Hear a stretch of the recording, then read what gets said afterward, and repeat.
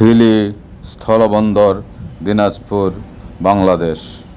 বাংলাদেশ সরকার ঘোষিত 25টি স্থলবন্দর রয়েছে, যার মধ্যে 14টি সচল স্থলবন্দর।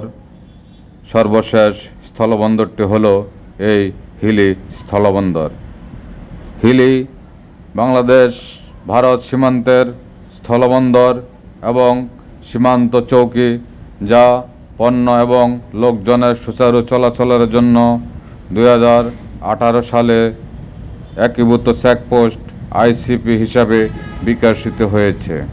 হিলির একটি অংশ বাংলাদেশে অবস্থিত হওয়ায় সীমান্তের অপর প্রান্তটি বাংলাদেশের দিনাজপুর জেলার হাকিমপুর উপজেলার হিলি স্থলবন্দর নামে পরিচিত। হিলিতে আমদানি রপ্তানির জন্য একটি শুল্ক অফিস রয়েছে। শুল্ক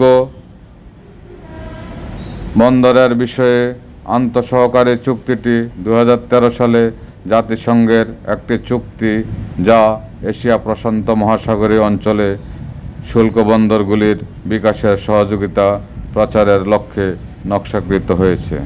হিলি বাংলাদেশ ভারত সীমান্তে অবস্থিত একটি ছিদ্রযুক্ত সীমানা হিসাবে জনপ্রিয় হিসাবে পরিচিত। 4096 কিলোমিটার দীর্ঘ ভারত বাংলাদেশ সীমান্তের 2216 কিলোমিটার পশ্চিমবঙ্গে পড়ে। দক্ষিণ দিনাজপুরের জিরো পয়েন্টের কাছাকাছি বা আশেপাশে 11,000 এরও বেশি মানুষ বসবাস করে। দক্ষিণ সীমান্তের প্রায় 252 কিলোমিটার দক্ষিণ দিনাজপুর জেলায় রয়েছে। প্রিয় দর্শক, গত 12 জুলাই রোজ শুক্রবার আমরা হিলি বন্দর পরিদর্শনে গিয়েছিলাম। হিলি বন্দর ভ্রমণে খুবই আনন্দিত হয়েছি। বন্দরের খুব কাছে রয়েছে হিলি স্টেশন এবং হিলি বাজার। আমরা যখন হিলি বাজারে বিভিন্ন মালামালের দাম জানতে চেয়েছিলাম, তখন দেখলাম দেশের অন্যান্য বাজারের চেয়ে এখানে জিনিসপত্রের দামের কিছুটা তারতম্য রয়েছে। বিশেষ করে মশলাপাতির দাম এখানে তুলনামূলকভাবে অনেক জিনিসের দামে কিছুটা কম রয়েছে। প্রিয় দর্শক, এ এলাকায় বড়সড় তেমন কোনো স্থাপনা পরিলক্ষিত হয়নি। এখানকার মানুষ দেশের অন্যান্য জায়গার মতো সাধারণ জীবনযাপন করছে।